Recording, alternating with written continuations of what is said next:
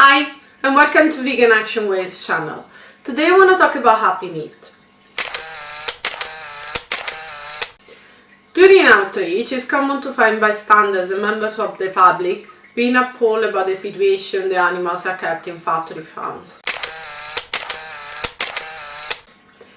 But many of them question about the animal welfare and animal well-being. Basically, they ask if it's okay to raise animals in maybe a small farm, in a system where the well-being of the animals is the priority. So they have lands where they can grow, eat, they can play together, they can join company, they can bond. We have a system with a care from the farmers and the vet, and then after their short life they're sent to the slaughterhouse. So obviously for a farmer or a welfarist, this is the best place where the animal could be raised. But on a moral base, animals are still considered as products and byproducts. Basically they are considered as milk machine, cheese machine, meat machine, egg machine. The problem with happy meat and happy byproduct is also how can we guarantee that the meat or the products that we are consuming are coming really from a happy animal. If you bring this argument on a human perspective, would it be right to raise a child till a certain age and then don't care about him and let him be killed just because he had a short life but full of joy and happiness?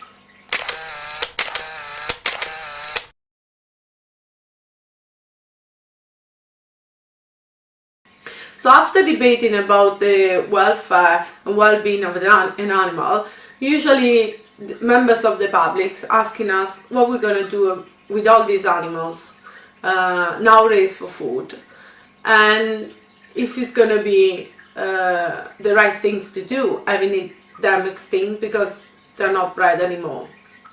So let's think about it. We can have different scenarios. We can have a 100% vegan world where we don't raise animals for any product, not only food but also fur. We don't use them for animal testing and anything related with animal exploitation. Animals. Must we really stop eating them now, or can I have one last burger? It's still difficult to say it out loud. I ate animals. We are not vegans. They are carnists. So obviously not raising these animals could bring them to extinction.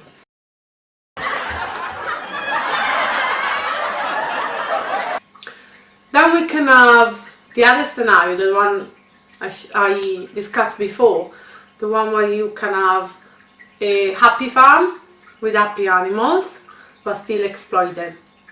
Old MacDonald had a farm. Then we can have a third scenario where the one the public is more concerned, having all these animals roaming around. So we're gonna have like farm where animals are kept together but they're not exploited in any way. So basically the humans are taking care of billions of animals just because we don't want them to die.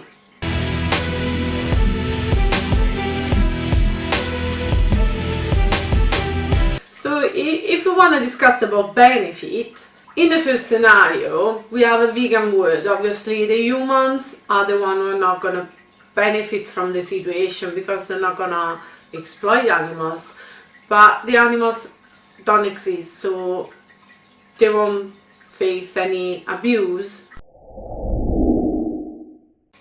In the second situation we have a balance where the humans are going to treat the animals well and the animals will be happy until obviously they're sent to the slaughterhouse. So humans still benefit from animals, but animals won't have any benefit because they don't want to die. So animals will strongly disagree with the situation. In the third situation instead, we're gonna have the animals receiving full benefits from the humans, but humans won't receive any benefit from the animals. So we're talking about human exploitation in this case, but the animals will live a happy life. By humans, we use the resources, food and everything to support these animals.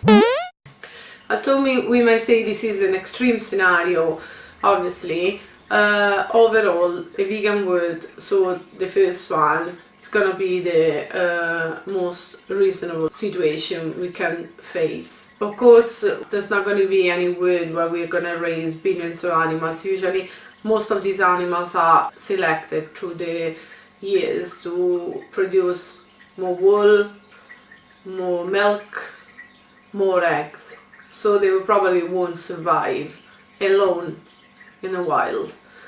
But animals have a great response to nature and they can adapt themselves to the wild. Obviously we can't support billions and billions of animals, but their numbers are due to humans breeding them for their use, so it's due to demands.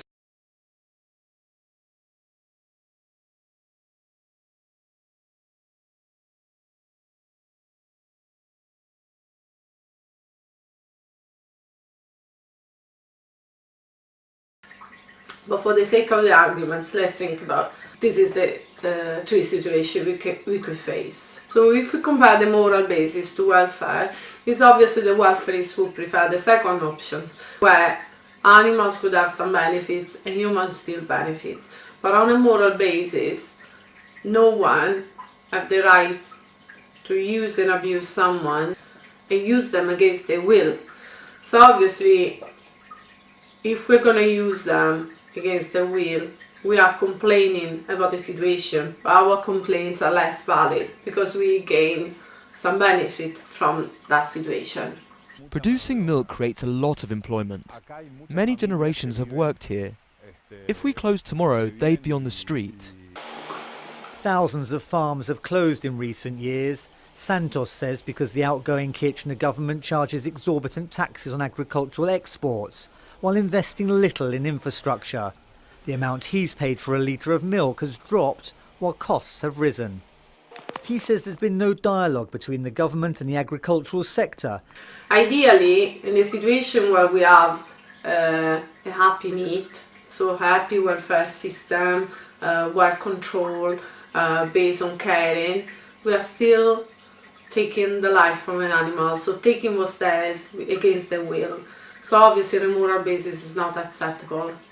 So for the sake of the argument, so let's think again about the second situation, where both humans and a human being can gain sort of benefits. So let's apply this situation to humans and to an imaginary force. We can call it God if you want.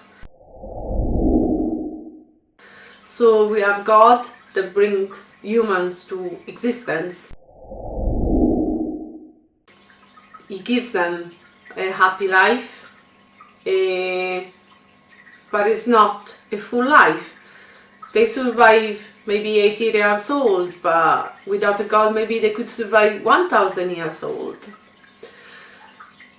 They work, they have family, they have friends, they have up and downs, but more or less they have on average a very good life. But we still have humans trapped on a planet having a very short life. So even if they're happy slaves. However, this situation might not suit all humans. And many humans could argue with this force, with the God, and God will decide to not breed more humans and bring into existence if they're still complaining. So the humans face now a choice. Stop complaining and live their life, their short life, as slaves, happy slaves, or complain and facing no more generation being brought to life. I am flesh, bones, I am skin, soul, I am human, nothing more than human. On a moral base, what would you choose? Would you decide to keep quiet with your God and having more humans brought to existence and living like slave a very short life? Or is your duty to complain and say we had enough and you don't want more humans to face what you're going through? So again, on a moral basis, humans should choose not to bring more humans to existence, not breeding more people, and don't let them suffer as they are doing. We can easily compare and bring this argument to the livestock. Obviously animals haven't got their voice, so they can raise their concerns with farmers or meat eaters. But obviously no one would choose to live in a very limited space for a very short lifespan, bred and used, even if they are happy, but they're gonna die and face prematurely death. So their complaint will still be valid even if they haven't got their voice, and we are their voices.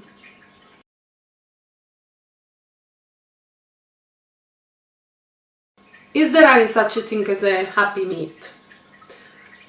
I don't think there is any situation where we can call it happy meat.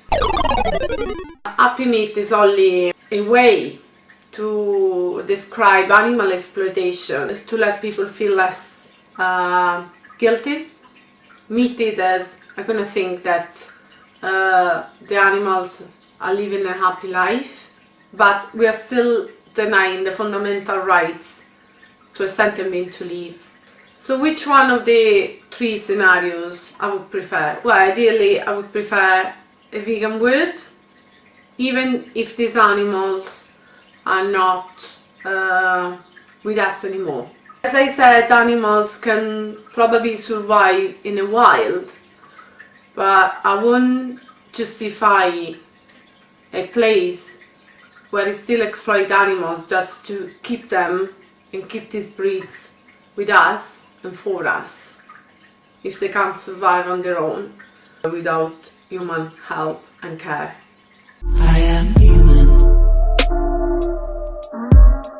nothing more than human.